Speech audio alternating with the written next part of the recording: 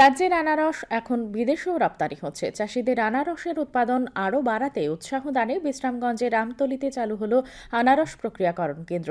নির্মহল organic FPC limited পরিচালিত এই প্রক্রিয়াকরণ কেন্দ্রটির উদ্বোধন করেন কৃষিমন্ত্রী Ratanlal Nath.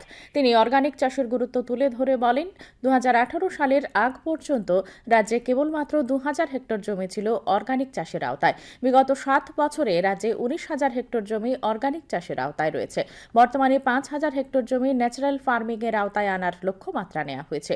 Organic value chain development for north eastern region মিশনের আওতায় গড়ে উঠেছে এই কেন্দ্রটি। অনুষ্ঠানে উপস্থিত ছিলেন সিপাহীজলা জেলা পরিষদের সভাধিপতি সুপ্রিয়া দাস দত্ত, কৃষি অধিকর্তা ফণীভূষণ জামাতিয়া সহ বিভিন্ন জনপ্রতিনিধি এবং আধিকারিকরা। আগে আমাদের সরকার আসার আগে কতটুকু অর্গানিক চাষের ইয়ে ছিল? 2000 হেক্টর। এখন কত করেছি 7 বছরে? এত বছরে ছিল 2000 হেক্টর। আমাদের সময় আমরা করেছি প্রায় 19,000 হেক্টর। একটা গুরুত্বপূর্ণ বিষয়। শুধু এটা নয়, আমরা নতুন করে আবার ন্যাচারাল ফার্মিং এর দিকে যাচ্ছি। ন্যাচারাল ফার্মিং আমাদের রাজ্যে একটু ছিল।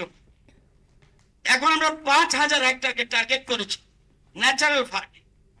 একদিকে আমরা প্রোডাকশন বাড়াবো, অর্গানিকের প্রোডাকশনটা তত বাড়ে না,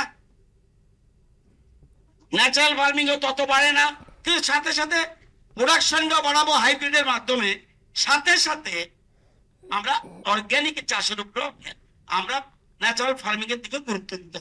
আমরা কৃষি দপ্তর থেকে মাটির জমি ঠিক আছে কিনা এর জন্য আমরা সয়েল হেলথ কার্ড দিচ্ছি। এই সয়েল হেলথ কার্ড নিয়ে গেলে আমাদের কৃষি বিজ্ঞানীরা বলে দেবে এই জমিতে কি রোগ হয়েছে, সেই রোগ অনুযায়ী সেখানে কি সার দেব, কি করব তারা বলে দেবে।